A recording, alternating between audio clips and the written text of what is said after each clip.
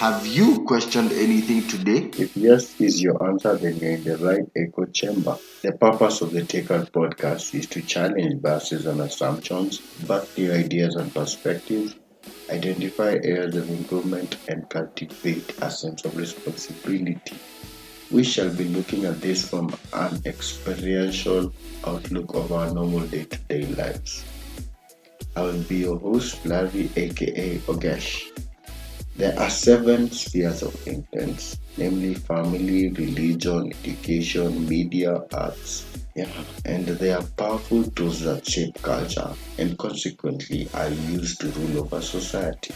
As Christians, it is crucial that we engage with these spheres to bring about godly influence, fostering wholeness, healing in the world.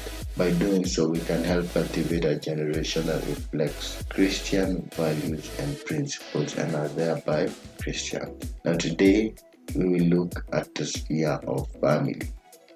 Now, family has always been looked at from a nuclear point of view. That's a nuclear family. I'd like to take you back to the social ethics book, page 9, is it? Anyway, so I'd look at them. They are been looked at from a nuclear family point of view. That is a group of one or more parents and children living together as a unit, or rather, an extended family where descendants of a common ancestor. Yeah, those are your cousins, your relatives, your uncles, your aunts. Yeah, you are all connected by blood. Now, today I'm gonna look at it from a different point of view.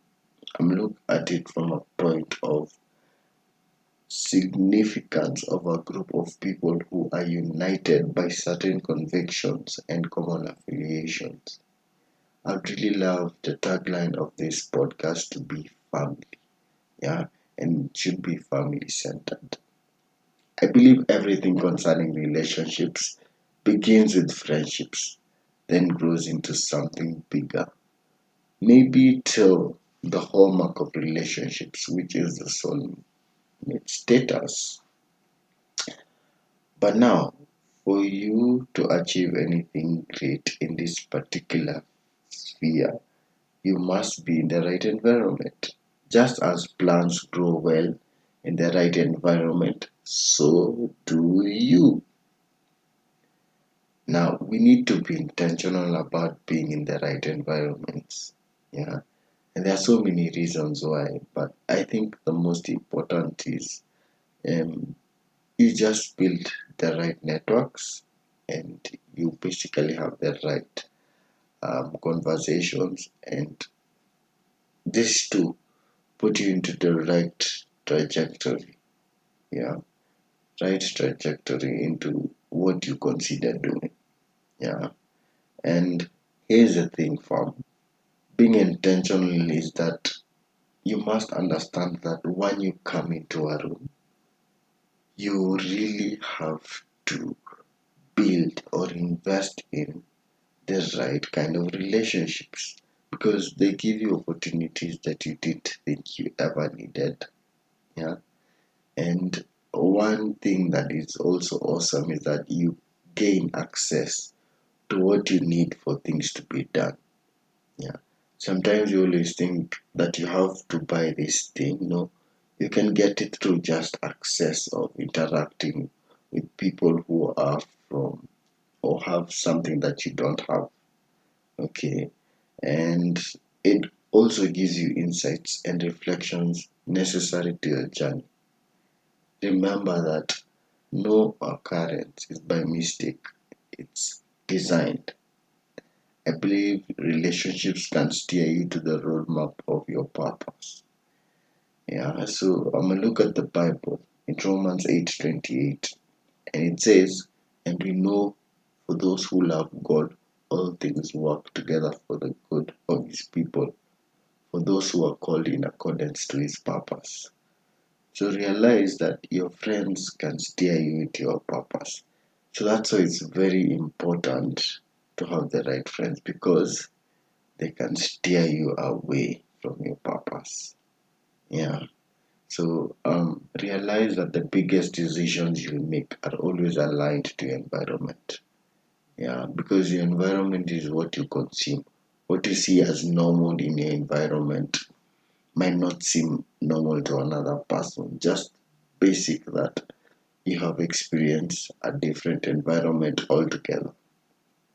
Now, I'm going to get into friendship. As I said earlier, this is people with common affiliations, common goals, and such. And they say a loyal friend is better than 10,000 relatives. I mean, I don't know about you, but where is the lie? Ain't no lie there, man. It's very crazy. Yeah, so in this state, I would really like to look at friends as family. Okay, so Dr. Wayne Dyer says friends are God's apology for your family. Very funny. Well, it's not supposed to be like that, but let us make progress into understanding what a friendship really is. Because you realize that you can be relatives, or your father and mother can be your parents, but not your friends. So it's very intentional that I'm talking about friends rather than family as a nuclear or a people connected with blood. Now, realizing that is that you have to realize that the modern person has so many friends than any other time in history. But the question is, which level of friendship is this? Yeah. Now, check your phone book or your social media sites. How many numbers or followers are you actively in contact with? Let's be real. How many? Yo, I think that if you checked it, you'd be shocked. I think personally, I interact with about 10%.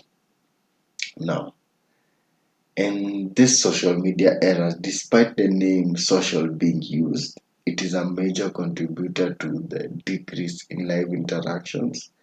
This has corresponded into an increase of loneliness. Yo, and I feel, well, the friendships are important, but the level of platonic intimacy is, I think, what lacks the level of it, because the level is really important. Now, many want the reward of friendship without putting in the work. By building relationship, there is a lot of requirements. Yeah. And I think the main ingredient is consistency by building a history over time. And then being vulnerable to share without boundaries. Now, I must say that true friendship must be genuine and devoid of transactional nature. But we should also realize that friendships are sometimes imperfect. And sometimes we're imperfect people. But as time goes, we learn from our mistakes and we learn from how we interact with each other. Now, I'd like you to recognize that there's a tragedy of loneliness. If you haven't experienced it, the way this generation is coming, where we are so socially awkward, I think we're going to get to this place where it will be wholesome tragedy, if it's not already. Yeah. And you have to recognize that we are built for companionship. We're not built to live alone. Yeah. And lack of true relationships has grave consequences. Almost always it births dysfunctions that greatly affect our mental, physical, emotional, and spiritual health. And the reason why many of us struggle today is that we are socially isolated. We spend less time with family and friends. Unlike decades ago, it was naturally compulsory, you know. And I think we interact with friends more. But again, I reiterate the question again. What level of friendships are you interacting with? Now, I don't know if you remember the Nyumba Kumi initiative. Man, where did that initiative go? It was an excellent one, in my view. Yeah, because how many of us know our neighbors? Well, I at least try. It's not easy, but you make an effort. I believe that how that field is designed specifically by the world system is a recipe for disaster. Rather, the enemy is using it for self destruction mechanisms. Yeah. Hey man, so recognize that the world system does not do things by mistake. They do things strategically. Strategically. Now, the Bible is bold about this. In the book of Psalms 16, verse 6, those who are without friends, God puts in families. He makes free those who are in chains, but those who are turned away from Him are given dry land. Hey, this is heavy. I don't know what dry land signifies for you, but I think it's the opposite of having real families. Yo, and then I take this opportunity to get you into this family of the Takeout podcast where we look at our lives, our experiences, yeah, and we see where are we looking at things wrongly, where our beliefs getting entangled and such like things, yeah. But I'd like you to recognize that there are levels to friendship that dictate how we interact. And I think sometimes, being a sanguine, I don't sometimes look at the levels. I can interact with someone so deeply, and yet we're just acquaintances. So these are things that just guide. I don't think that they are the existing norms, but they're just guides. Look at them as guides. Okay. So I'm gonna look at it from an analogy of an onion. An onion has layers, yeah, and so I'm going to look at the onion layers. Mark you, it's an analogy. So the first layer I look at, the first one is the one that is peeled easily. So you know, for you to start cooking, you cut the onion and you peel the first layer, and this layer is very easy to remove. Yeah, and this is the acquaintance level. Yeah, very easy to remove. These are people who you know at a surface level. Just like the onion, that layer, the first layer, is very shallow and it can be removed easily. But as you go deeper, it is difficult to remove the layers. Now we go next to the second layer, which is the casual friendships. These are people who enjoy their company, but you don't share deep and personal information. Yeah. The layer goes deeper. We go to the third layer.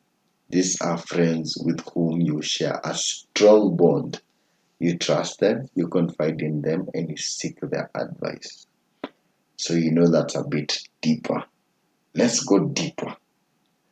Yeah, there's the best friend level. These are close friends who you know very well. They're like family. They play a crucial role in your life. The interactions here are frequent, meaningful, and deep. Conversations are there. Now, Let's get deeper again. Lifelong friends. These are friends who you have been through various stages of your life. These friendships are built on solid foundation of shared experiences and mutual respect. Now, these are the friends who you have met with them maybe in nursery, primary, secondary, and then university. Now, I know this particular place is sometimes you find out that you're not in the same line of purpose. And sometimes you find out that these lifelong friendships were based on consistency. Yeah, on consistency because now when you're in school, you're consistent about that particular avenue. So this one is tricky. This one is tricky because as you grow older, you fall apart based on beliefs and so many things, based on behaviors and all that. So be very careful with this level of friendships. Although it's a difficult layer to remove, it comes with these downsides. Now, another important layer, layer number 6, which is the mentorship layer. This is a unique relationship where a friend also serve as mentors or guides. These relationships involve mutual respect, but with a focus to growth and learning. Ironically, you can be mentored unsubconsciously by what you consume or who you interact with. Have you ever been with a friend you've interacted to a point where you pick norms that they have, or you pick ways that they have, or you pick certain ways of how they speak? Have you found yourself in such a situation? Yeah, it's crazy. But I'd like you to know the beauty of mentorship is always in showing your scars so as to guide your mentee in the right footsteps. Yeah. And in the Bible, I think the one who does this so well, I think is Jesus through discipleship farm. He picked guys from different places and told them, yo, you guys, I will teach you how to be godly men. And he actually devoted himself to making sure these 12 disciples are in the lane. Yeah. And as we know it, this is how we got the faith. Yeah. Yeah. So very interesting avenue of creating growth, of creating an experiential friendship. Very important. Then the soulmate status is the layer number 7 to capital of, often related to a romantic. Yo, fam, it's not only romantic stuff that have the soulmate status. Also, the platonic kind of relationships have this. And that's the hallmark of friendships. These are friends who understand you on a profound level, almost as if they're your mirror. These relationships are rare and deeply fulfilling. These are people who will finish your sentences, fam. They know you inside out. And you see, the more you look at the layers before it, you build until this status. And fam, I tell you, if you have such a relationship, a soulmate relationships, particularly with the opposite gender, fam, these are relationships that will build you to places that you never thought you'd be. Yo, based on all, if you've gone through all these stages and you're looking for a romantic avenue or a romantic person, yo, you have to have passed all those levels. Very interesting. And it's a lot of work. Moving through those levels requires a lot of sacrifice and investment. You have to be intentional about building solid relationships. Through what? Communicating well, by being open, honest, and consistent, being supportive during the good and the bad times, sharpening each other, challenging each other through life experiences, respecting boundaries and difference in opinion. Hey, don't finger your opinions on someone. Yeah. Spend quality time together to cultivate a bond so that you can change the latter. Yeah. If you really want to change someone's perspectives, yeah, that's thereby looking at it in a step by step basis so that these boundaries can go low. Yeah. Then remember to forgive often. 77 times 7.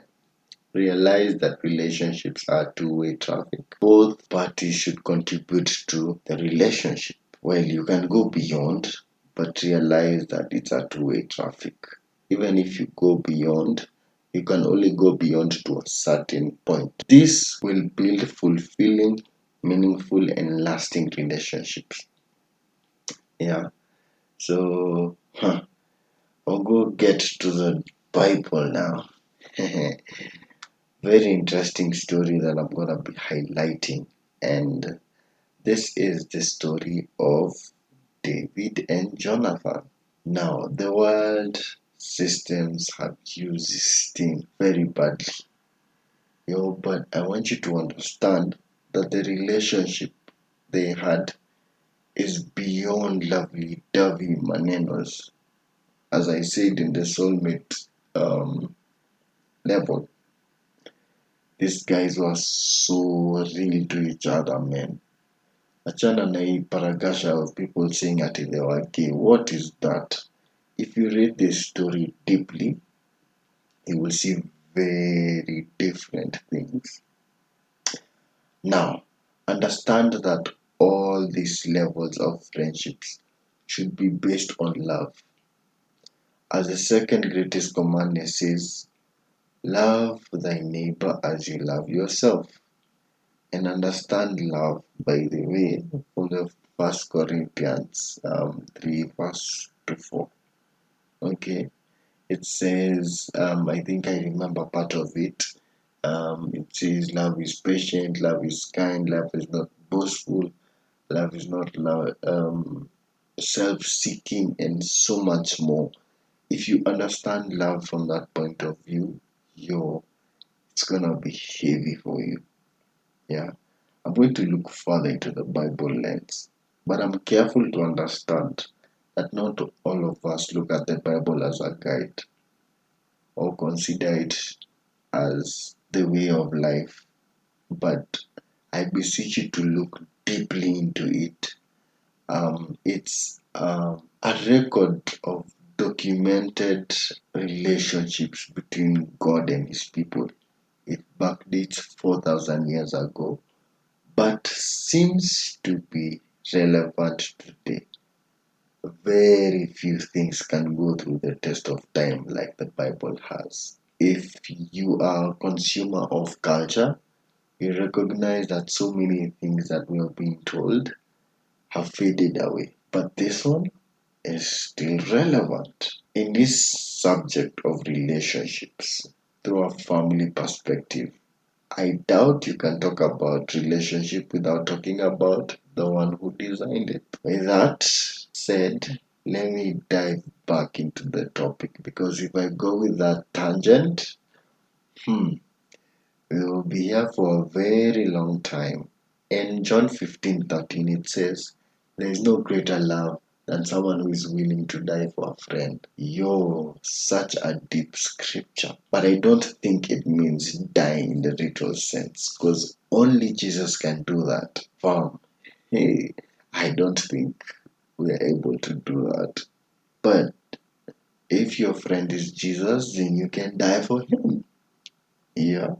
So the basis of The story I'll be talking of, particularly, David and Jonathan's story from about First Samuel, verse 17 onwards. I think that's where David comes in. Yeah, and it ends with Second Samuel. Mwisho. The story of David is one of the most interesting ones in the Bible, specifically for me. I'm not speaking for a friend, I'm speaking for me. That story of David is just on another level. I think he was the celebrities upon celebrities in the Bible. Sorry to use that word, but I think that's something I can signify as as I looked at the story of David. It starts with the story of killing Goliath, which opens him to opportunities that he never thought he ever needed. Yeah, as I said earlier, these relationships helped him through the toughest of times. The toughest of times. Yeah, and I'd first like to remind you of the story of Goliath. Do you know how big Goliath was? If the Bible says someone was big, that person was big. Have you seen the Goliath in Kenya? The guy who was introduced to the scene through the protests? The guy is gaining big. Imagine such a person. Them days, you know, and they had gone for war. And Goliath would always ask, give me the best you have in Judah. And I think people were scared or people didn't see it like this was an easy thing. I'd still associate this to the protest in Kenya, where the Goliath of how the government acts is hopefully we'll take it down someday. Alright, let's get back. So Goliath is there and he's like, hey, give me the best you have. And David speaks about this thing, and guys around him are like, let's take this guy to the king. And they take him to the king. They take him to the king, and the king is like, let me give you the best of attires, let me give you the best of regalias, let me give you the best of weapons. And David is like, me, I've not been trained for this, but I think I can manage. So what I'll do, I'll go with what I know. And the guy goes with a stone, and the stone rotates. He goes with the stone, by the way. I would wonder what were guys thinking when they saw this guy with a sling. Man, by the way, David was a duo, but you're not ready for that. You're not ready. You're not ready for that information. Yeah, but David rotates the sling, and the sling hits Goliath, and Goliath falls with a thud. Keyword, he falls frontwards. You're fine. Unless you're tripping, you don't fall forward, you fall backward. So the significance of him falling forward is crazy. That before he even gets down, the other army guys were like out. They were gone. It was miraculous, for miraculous. But recognize that this opens David to a different level. And I think this is where Jonathan notices him. Here's the thing, Jonathan was next in line to be king. Yeah. Jonathan was already a warrior. He had gone before. He was experienced. He was not young. He was older than David. But it's interesting how the Bible describes their friendships. It says they were knit together in spirit, in accordance to God's plan to fulfill the purpose and plan He had for them. Now, their friendship was built on a covenant called the Hassad. Well, let me say it again. It was a covenant of Hassad. Now, Hassad is a Hebrew name, and it signifies or is described as love that is much more than kindness, loyalty, generosity, goodness, mercy, compassion. And here's the thing, it requires action and is usually performed by a powerful person To a weaker person, it signifies extraordinary generosity performed in desperate need in the context of deep, enduring commitment. I don't think any English word can translate this. That's how deep it is. Isn't it interesting how God works in mysterious ways, particularly in solid relationships? Think about it. Yeah. So, anyway, for me, the way I look at Jonathan is just a pure heart. Imagine being next in line, but sacrificing it all for a friend to the point of building a covenant. Guys, covenants are not light things. Covenants are heavy. So they built a covenant based on loyalty, friendship, mentorship. And the amazing thing is they actually stuck by it. I've been looking at social media and particularly our president in Kenya. If you're not Kenyan, president in Kenya has been lying so hard. Now people are making it as a joke, and I don't think it's a joke. Anyway, let me get off that tangent. Yeah, let me get back. As you know, I'm a sanguine and I'll jump thoughts over and over, but I have to stick to what I had wanted to talk about today. Now, the amazing thing with this story is that Jonathan recognized David as a replacement for his dad. Shocking, right? I think if it were me and God would have told me such a thing, I would have refused vehemently. Let me use big words so that you understand. Yeah, I would ask God, I would be mad at God. In fact, if I'm not careful, I think I would slide off. But it is important to understand this is not child's play. Doing God's things it's not easy. They seem mundane or easy, they are not. Hey, following Jesus is not easy, fam. Following Yeshua is not child's play, fam. There are places the Bible says, if you love me, you'll follow my commands. And sometimes the commands are not very easy. But anyway, I'd like to say that Jonathan went above his mandate to secure David to the point of disagreeing with his father, risking his life, since that would be considered as treason. He fights for David even when he's not there. So, coming to think of it, how did Jonathan live in the palace? Considering Saul knew the depth of their friendship. Yeah. How was it living in the palace? Because Saul was not a very easy guy to please. Hey, the guy had anger issues, according to what I see. Yeah, and there was once a time that he pointed spears at Jonathan. And Jonathan was shocked, not because he was pointed at those things. I think he got used to his dad's anger, but that he wanted to kill David.